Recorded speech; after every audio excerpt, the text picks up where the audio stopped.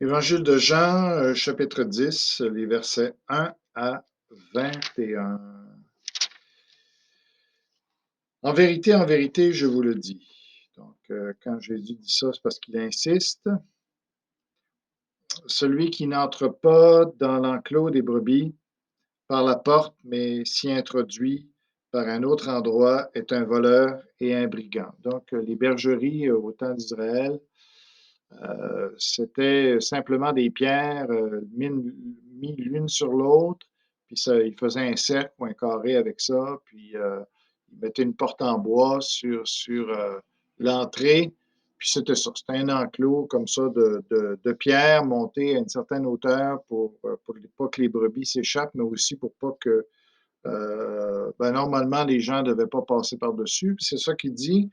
Les, euh, les voleurs, les brigands, dans la nuit, il y a le berger qui est là à la porte, qui veille il dort là, lui. Là. Alors, les brigands, c'est par les murs qu'ils entraient, puis ils volaient une brebis, puis ils passaient par-dessus le mur. Alors, ce que Jésus dit ici, c'est que lui, il est légitime. C'est à lui qu'appartiennent les brebis. Et puis, les prophéties l'annonçaient lui. Alors, lui, il rentre par la porte. Tandis que les autres, s'ils veulent avoir les brebis ou s'ils ils présentent leur religion, bien, c'est pas légitime. Ce sont comme des voleurs, des brigands. C'est pour ça c'est pas les religions qu'il faut suivre, mais c'est Jésus-Christ. Mais celui qui entre par la porte est le berger des brebis. On parle de lui ici. Le gardien lui ouvre et les brebis écoutent sa voix. Il appelle par leur nom les brebis qui lui appartiennent et il les conduit dehors. Donc, tous les bergers, le soir, ils se mettaient ensemble, ils rentraient leurs brebis, chacun son troupeau dans l'enclos. Puis là, il y avait un des bergers qui il dormait à la porte durant la nuit. Puis eux autres, les autres bergers, eux autres, allaient se coucher ailleurs, où ils rentraient dans leur village. Et puis le matin, ben, il revenait comme ça, et là, il se présentait au portier, le berger portier, et là, il rentrait dans l'enclos et ils appelaient leurs brebis, puis les brebis qui lui appartenaient, bien, sortaient. Puis il les appelle, il nomme les bergers, il nomme les brebis. Alors, ils ont chacun un nom. Bien, ce que Jésus veut enseigner ici, c'est que avant même qu'on connaisse Dieu depuis qu'on est né, eh bien, on est déjà brebis. Le Seigneur nous connaît déjà.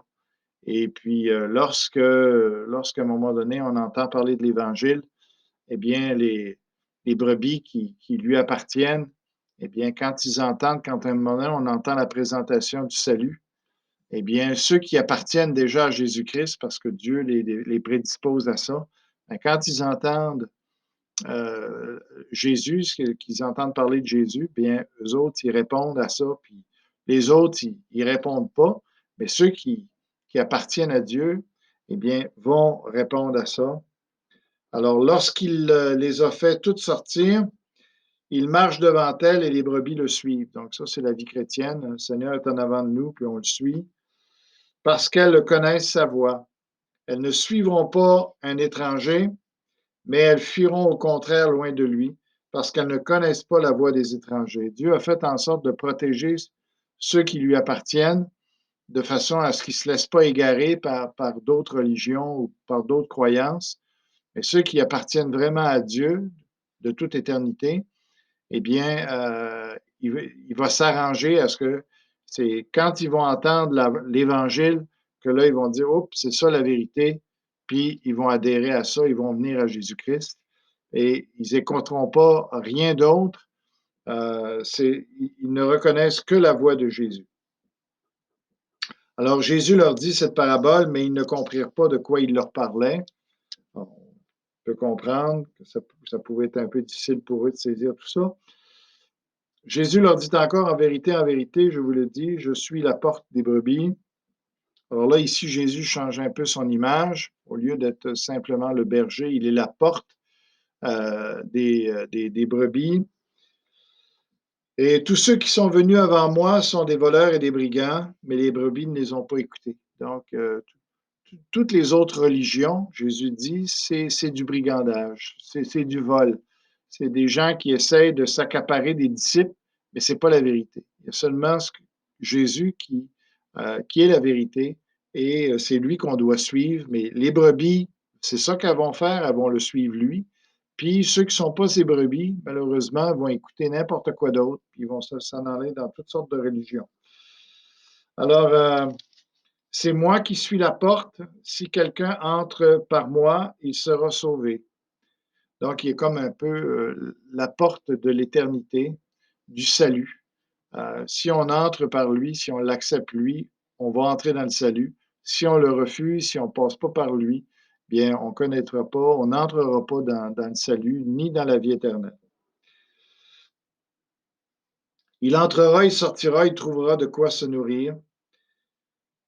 Le voleur ne vient que pour voler, égorger et détruire. Moi, je suis venu afin que les brebis aient la vie et qu'elle l'ait en abondance. Donc, Jésus veut nous donner une vie, la vraie vie, une vie abondante, une vie où on est vraiment heureux, où on est épanoui, on découvre le vrai sens de la vie, puis on n'a pas peur de la mort, puis, etc.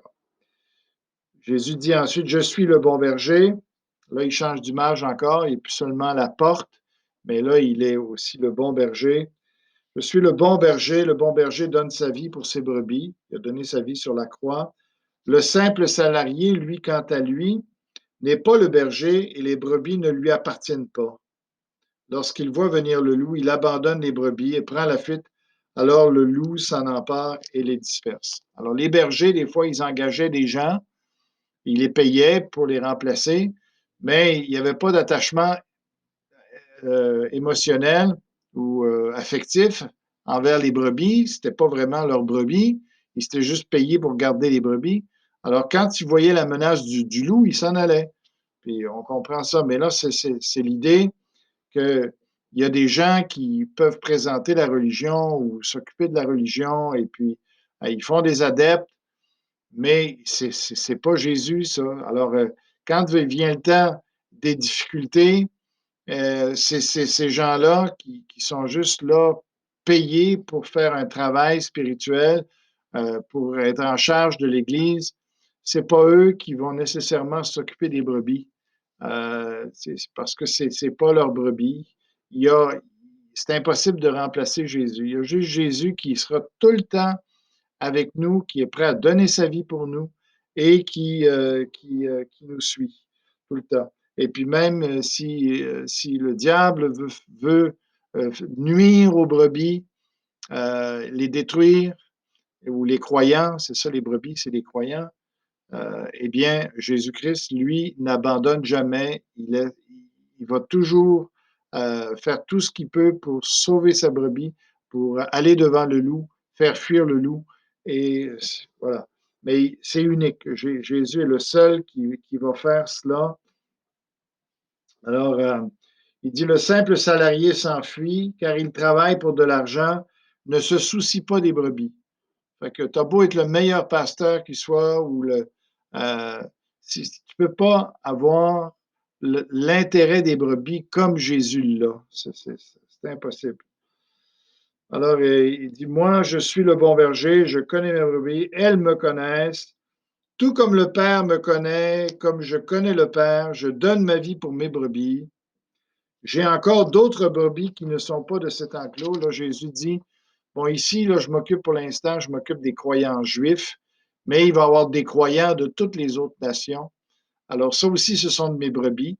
Et ils ne sont pas de cet enclos-ci, ils ne sont pas de cette nation-ci, mais je vais les attirer. Alors, il dit, celles-là aussi, il faut que je les amène. Donc, il parle de la période actuelle où les gens de toutes les nations acceptent Jésus-Christ comme sauveur, puis qui sont amenés à suivre Jésus, à faire partie du troupeau, si on peut dire. Elles écouteront ma voix, il y aura un seul troupeau, un seul berger. Il n'y a pas de juifs, non-juifs dans l'Église de Jésus-Christ. On est tous unis, tous frères et sœurs. On a tous le même sauveur. Alors, il n'y a pas de désunité. Le Père m'aime parce que je donne ma vie pour la reprendre ensuite. Donc, Jésus a donné sa vie sur la croix, mais il avait aussi la capacité de se ressusciter lui-même. Personne ne me l'enlève, je la donne de moi-même, j'ai le pouvoir de la donner et j'ai le pouvoir de la reprendre. Tel est l'ordre que j'ai reçu de mon Père.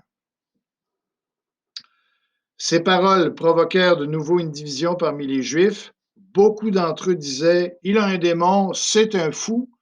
Puis si Jésus, ce qu'il disait, c'était pas, il n'était pas Dieu, puis il n'était pas le vrai sauveur, c'est sûr que tu peux prendre ça comme des paroles. C'est un vrai fou. C'est quoi qui dit ça? Qui dit là, il se prend vraiment pour. Mais c'est pas ça. Jésus-Christ, c'est la vérité, c'est Dieu qui s'est fait homme. Puis quand il parlait de cette manière-là, il était vraiment sérieux. Pourquoi l'écoutez-vous? Alors, les gens disent arrêtez de l'écouter, c'est un malade mental. Tu sais. Mais c'est ça. D'autres disaient, ce ne sont pas les paroles d'un démoniaque. Un démon peut-il ouvrir les yeux des aveugles? Alors, il y en a d'autres qui voyaient plus clair et qui disaient, voyons, avez-vous écouté ce qu'il dit? Avez-vous vu ce qu'il fait, les miracles qu'il fait? Et tout ça? Les démons ne font pas de choses comme ça, les fous ne font pas des choses comme ça. Alors, on a un choix à faire envers Jésus-Christ. Soit qu'on pense que c'est un fou, euh, ou bien on pense que ce qu'il a dit est vraiment la vérité, puis à ce moment-là, ben, on l'accepte de tout notre cœur. On a un choix à faire.